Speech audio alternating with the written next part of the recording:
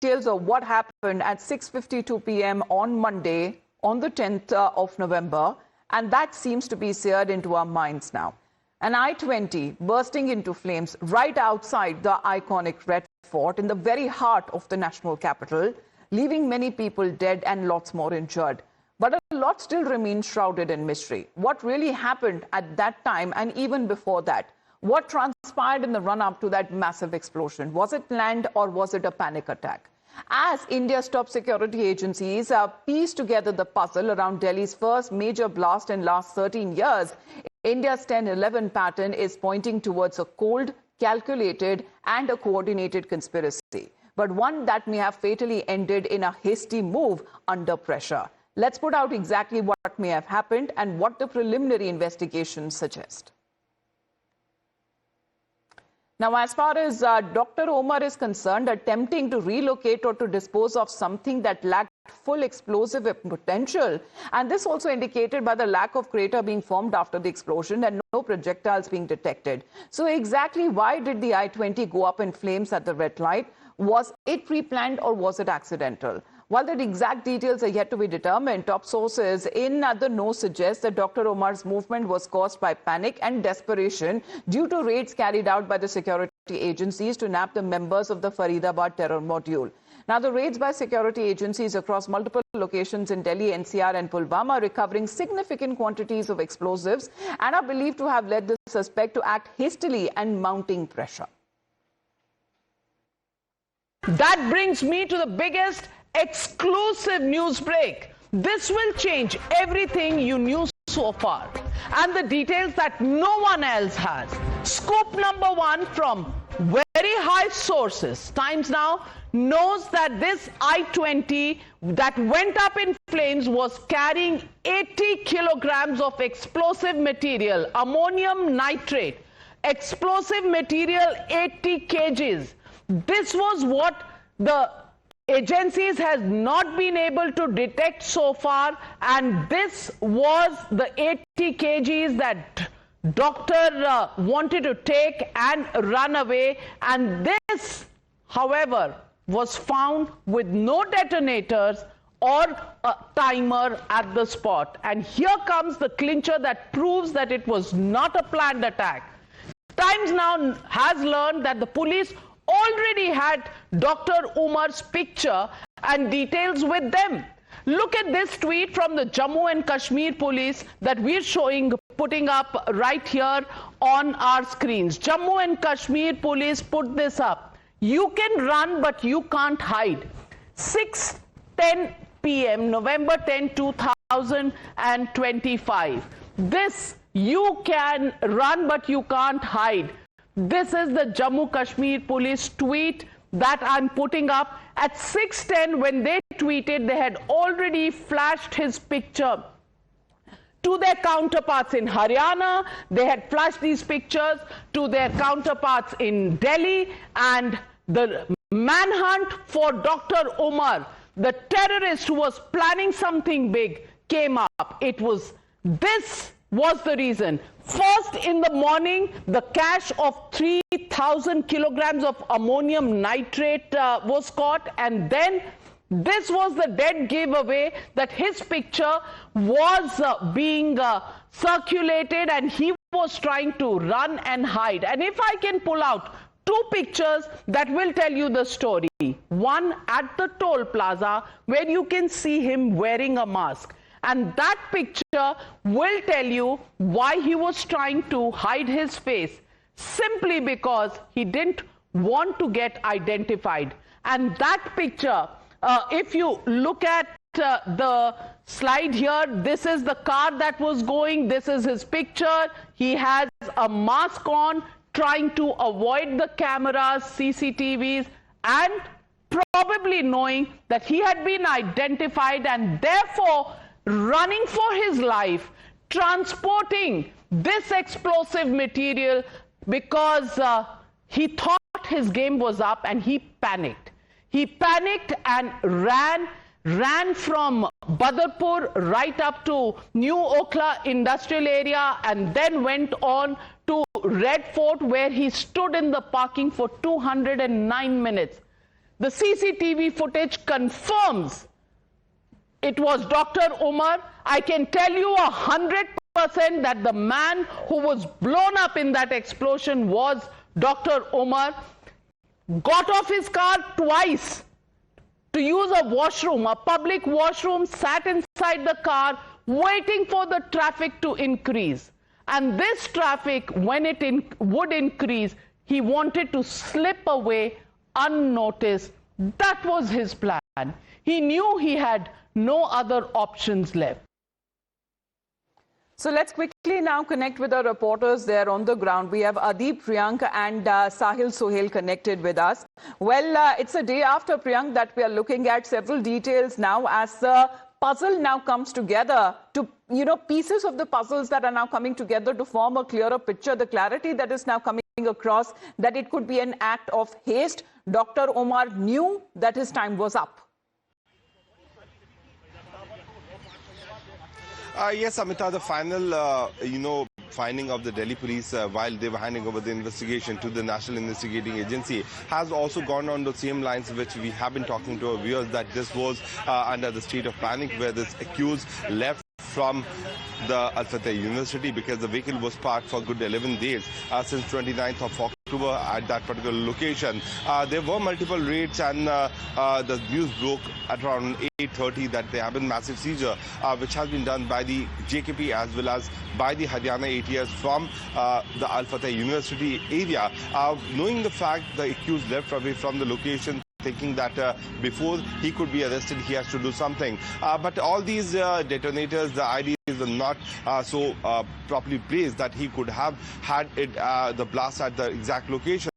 But in this particular process, while he took out the vehicle from this parking lot here at Netaji Subhash Road here, in right in front of the Red Fort, the vehicle was spotted a few minutes before the blast could happen, and soon after that the blast happened. So that clearly shows that this was certainly in the state of panic where the accused could not find the exact location. But fortunately for the people of the country, it was Monday, and that day is when the public is not allowed to come to the Lal Killa. There, the work of the cleaning and other things keep on happening. That's why on Mondays the visitors are not allowed. That's why it was a very limited time period when the accused could be there. He was there for 3 hours, but there were not so much visitors. And the moment he took out his car, the blast happened. But the fact of the matter is that this was certainly a pressure which was built up by the agencies, because of which the accused fled away from Faridabad, fearing that he could be arrested, and the moment he took out his car, the blast happened. And that nearly killed 9 people there, but it could have been far bigger as far as the casualty figure is concerned.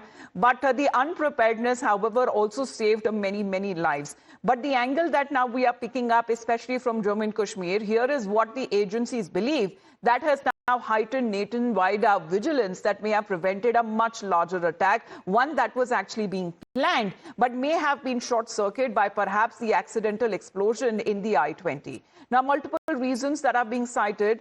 Reason one suggests that the suspect did not follow the usual pattern of a suicide car bombing. He neither rammed the car into a target nor collided intentionally. The blast happened when the vehicle was still in motion. Now, Times Now has learned that the police has already had Dr. Omar's picture and details with them. And while he was miling his time in the Red Fort parking lot to avoid detection, as he waited for the traffic to increase during peak hours, remember his pictures from the CCTV show that he was masked, clearly evading identification. Also, when we put out that tweet that Navika was talking about from Jammu and Kashmir Police post made around 6:10 p.m. minutes before, saying that you can run but you cannot hide, this may have triggered panic, as this is why Dr. Omar rushed out of the parking, because questions are now being raised, because he knew that he had no other options left. Let's connect with Sahil on this particular angle. Sahil, as far as when it comes to the entire, modus operandi and the way it has been busted, especially when it comes to the role that has been played by Jammu and Kashmir Police, which in a way was also camping in Faridabad when this terror module was busted. This individual, Dr. Omar, now as far as when it comes to DNA profiling, would rather confirm that he was the same man who was present when the car exploded.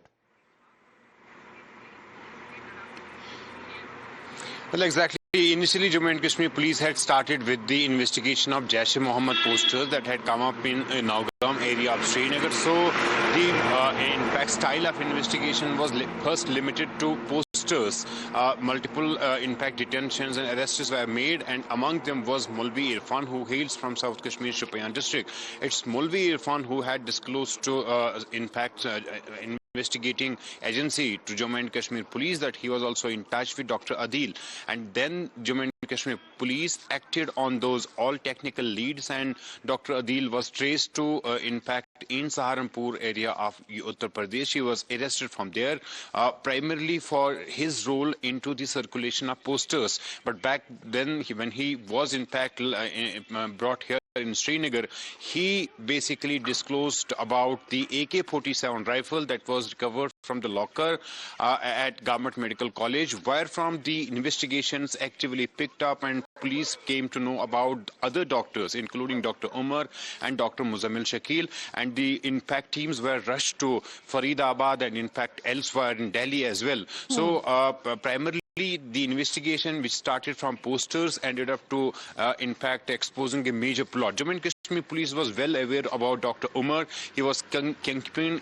In fact, we reported well, in fact, on that day that Yes. Jammu and Kashmir police is looking for the third doctor who is said to be kingpin. And Jammu and Kashmir police Well, had awaiting all the the details. confirmation there, because the story that became right up from the posters were investigated led to this terror module in Faridabad, the arrest of multiple doctors who are said to be indoctrinated, and Dr. Umar then fleeing from the spot. And thereafter, what has now been said, in all likelihood, he was the same man in that car behind the wheels as far as when it comes to this massive explosion happened at Delhi's Red Fort. But another angle that is now being investigated, as we get you the details, as the chilling turn that uncovers what the officials are calling it as a white-collar terror network operating in the guise of medicines and medical practitioners. Now, investigators have identified over 5 doctors suspected links to Jaish-e-Mohammed, exposing a web of professionals turned operatives. Right from an AK-47 being recovered in the hospital locker to nearly 3 tons of explosives moved through Faridabad, and a Pulwama-born doctor driving the explosive-laden car that blew up near the Red Fort. Details point out to a well-organized module, not a lone wolf attack. Let's tell you exactly who are the key players in the Faridabad module and who are under the lens of now the security agencies. A blast in the national capital, in the heart of Old Delhi, has shocked the entire country. All possible angles are being probed, and because this blast, this explosion took place hours after we got information about the Faridabad terror module, the way it was busted, a possible link to that module is also under the scanner. Now, these faces are extremely important. These are the faces of white-collar terror. Now, look at Dr. Umar Nabi here. Now, he is the suspected suicide bomber. This is something that the agencies are looking at. We do not really know who was behind the wheels in that I-20 that was used in this explosion very close to Red Fort. We, have learned from sources that he could be the person in that particular car, Dr. Umar Nabi. He is the suspected suicide bomber. Now, who is he? Now, Dr. Adil Ahmed Rathar, who was arrested from Saharanpur by J&K police in a joint operation, and also along with Dr. Muzammil Shakil, who was arrested from Faridabad in that joint operation. All these 3 viewers worked at Government Medical College in Anantnag. So there is a link here. There was a white-collar terror ecosystem that has been unearthed by the J&K police, and all these 3 worked there. Now, 2 faces that you saw in the previous slide are seen here also. You've got Umar Nabi, suspected suicide bomber in the Delhi blast case, and Dr. Muzammil Shakil, who was arrested from Faridabad. By the way, 2 of his rented properties led to a recovery of explosives which were over 2,900 kgs. This recovery happened, and then we had the Delhi blast taking place. And then you have Dr. Shaheen Shahid, who was arrested from Faridabad as well. Lucknow-based doctor, basically doctor from Lucknow, who also, was working with Dr. Umar Nabi and Dr. Muzammil Shakil. All three, in fact, are employed at Al Falah Medical College in Faridabad. So there is a Faridabad link that has emerged between these three, and there is a J&K link that has now emerged, and this is something that the agencies are looking at. Was there any kind of a connection between what happened in the national capital, very close to Red Fort, and what happened in Faridabad? So that's a detailed explainer that we are getting for you viewers. At the center of this network is also a woman, Dr. Shaheen, who is believed to have been radicalized by Jaish-e-Mohammed. She is suspected to be a key member that had been busted in the Faridabad module. Adding to that, as far as the ATS team is concerned, let's break this development for our viewers, that came to Kanpur Medical College and has now confiscated all the documents related to Dr. Shaheen from the principal, Dr. Sanjay Kala. After questioning his associates, the team has now believed to have returned. Let's connect with Adib on this. Adib, the Lucknow angle and what is now being learned, but the ATS team also coming to Kanpur Medical College, confiscating the documents related to Dr. Shaheen. What is the link being drawn here? Amita, see, Dr. Shaheen was working in the GSVM Medical College in Kanpur up till 2013, but she, without giving any notice, she left the Kanpur College, and in 2021 she was suspended by the Uttar Pradesh government as she was working in a medical officer capacity. And a spokesperson for the GSVM Medical College, but she was suspended by the Uttar Pradesh government in 2021. And if we talk about the Lucknow link, Dr. Shaheen is originally based from Lucknow, and her sibling, Dr. Parvez, who is also in the custody of Uttar Pradesh ATS and J&K police. ATS raided both their houses in Lucknow. Two raids were conducted first in the Maniao area, and second one in the Lalbagh area. The ATS questioned the father and neighbors of Dr. Shaheen and Dr. Parvez, and based on the information that the security agencies have gathered from Dr. Shaheen, Dr. Parvez was picked up by ATS and Jammu and Kashmir police. In fact, Dr. Parvez used to work in this very integral hospital, and he resigned from this hospital in the last week without giving any notice to his colleagues or his superiors, but he just said that he's resigning. He gave a letter of resignation in this hospital, and after that this Faridabad module was cracked by security agencies, and now what we are learning is that both these siblings might be involved. There's a credible evidence of Dr. Shaheen being involved, and now the security agencies are probing what role did Dr. Parvez played in this Faridabad. That has been picked up previously from where she was working as far as the Kanpur Medical College is concerned, and now what is being said as far as the relations when it comes to the people who she knew. What is also being said that they too are being questioned as far as having any information that they know of Dr. Shaheen's alleged involvement in terror activities. Well, that is the Lucknow angle, or rather the UP angle, but there is another Maharashtra angle that is now being probed. As far as the Maharashtra ATS is concerned, what we are learning that it has conducted raids in at least 4 locations in Mumbra. Now, these raids are also have been conducted in Mumbai, where sensitive documents, devices that have been seized.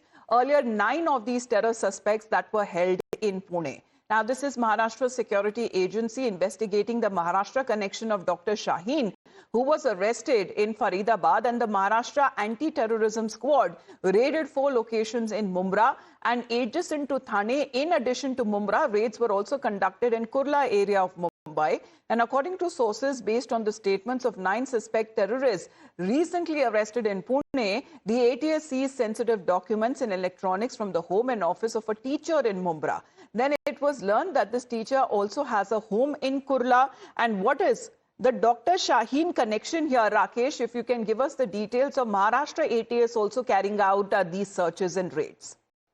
All the agencies are put on the high alert after the Delhi blast, and what we are learning that the Maharashtra ATS is also probing the Maharashtra connection of Dr. Shaheen. What we are learning from our sources is that a teacher who was staying on a rent at the Kosa area in Mumbra has some connection with Dr. Shaheen, and that is why his places are being raided. He was also visiting a mosque in Kurla area, and his second wife also stays in Kurla, and that is why two different locations in Kurla are also being raided. In the primary information that we are receiving from our sources is that some sensitive documents and some electronic devices are also being seized from the spot. Different teams have moved into the action last night, and since a couple of hours early in the morning, the raids are still going on at Mumbra and Kurla locations in Mumbai and Maharashtra. We are still waiting to get more details about this, about the deeper connection with Dr. Shaheen, and whether these raids are having any direct or indirect links with the Delhi blast. That is still subject of investigation. All right, Rakesh, thank you very much for that development. So the Maharashtra angle there, as far as if there are any possible links to Dr. Shaheen or those who have been arrested in the Faridabad terror module, that is yet to be established. However, all of when it comes to the agencies continue to remain on high alert. But when we speak of the UP angle, and of course when it comes to Dr. Shaheen, what is now being said as far as the woman medical practitioner is concerned, and was tasked on setting up the women wing of the Jaish-e-Mohammed, the UP ATS will be questioning Dr. Shaheen for a connection and links to UP, where a team of UP ATS have already left for Jammu and Kashmir.